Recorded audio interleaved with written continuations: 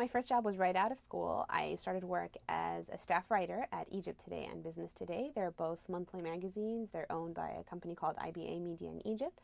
They are current affairs, monthly, so investigations features. So definitely journalism from the very beginning. The best advice I can give to journalists today is that you need to have a lot of skills. You know, I went back, I worked for a year, and then I realized, okay, this is it, I'm going to work in media. So I went back and I got a master's in television and digital journalism. You know, I have to learn how to use a camera. I can be now an anchor. I learned how to use Final Cut, the programs.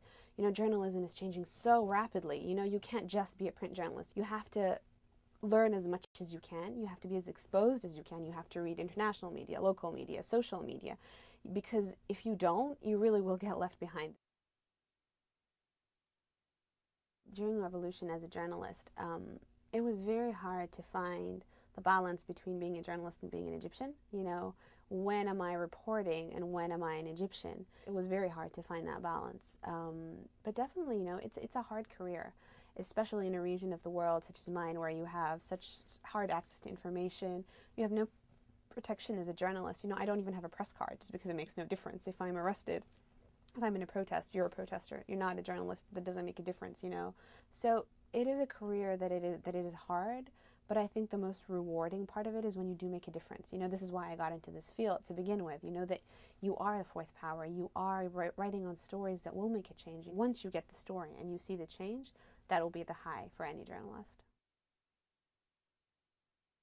As a journalist, that's something, or not even as a journalist, as a human being, you have to read a lot. You know, it's so sad that, you know, the average Egyptian reads 7 pages a year. That's for 7 pages a year. I try and learn from everything I read, whether it's, you know, a book like The Help, fiction, or reading, you know, a politician's autobiography, and everything adds to you. Everything has value.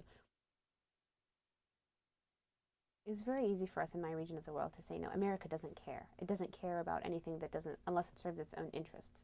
And you know, to some point, that is a little true, but it's realistic that any country will care about its interests most of all. You know, back home, the news is in my face all the time, whether it's on radio, taxi driver, television, talk show host, front page of the papers. Here, you have to actively search for what's going on over there. You have to actively care.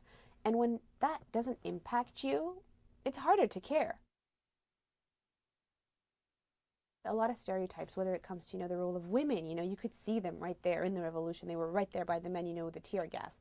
Whether it was the idea that you're educated. You know, so many Egyptians got a chance to go on TV and talk, oh, look, they're literate, they're educated.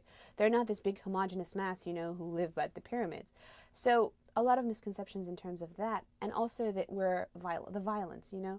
There's a lot of stereotype towards, you know, the Arab world, the Muslim world, even though they're lumped together, and that's not true, but I won't go into that.